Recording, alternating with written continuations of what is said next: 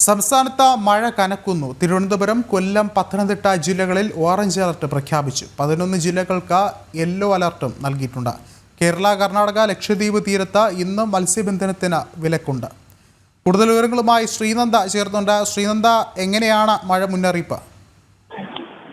വിഷ്ണു, വേനൽ മഴയിൽ നിന്ന് കാലവർഷത്തിലേക്ക് മാറ്റങ്ങൾ കണ്ടു തുടങ്ങി എന്നാണ് കാലാവസ്ഥാ വിദഗ്ധർ ഇപ്പോൾ വ്യക്തമാക്കിയിരിക്കുന്നത്. ബംഗാൾ ഉൾക്കടലിൽ ചക്രവാത ചുഴി രൂപപ്പെട്ടത് 22-ന് ന്യൂനമർദ്ദമായി ശക്തി പ്രാപിക്കാൻ സാധ്യതയുണ്ടെന്നും കാലാവസ്ഥാ വകുപ്പ് അറിയിക്കുന്നു.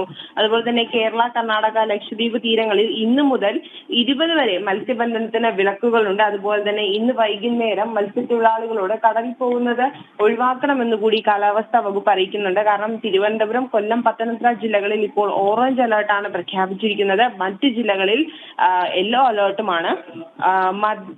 മധ്യകിഴക്കൻ അറബിക്കടലിൽ കർണാടക തീരത്തിന് മുകളിലായി 21-ാം തീയതിയോടുകൂടി ചക്രവാത രൂപപ്പെട്ട് 22-ന് ന്യൂനമർദ്ദമായി ശക്തി പ്രാപിക്കാനുള്ള സാധ്യതയും തള്ളിക്കളയാനാകില്ല എന്നും പറയുന്നുണ്ട്.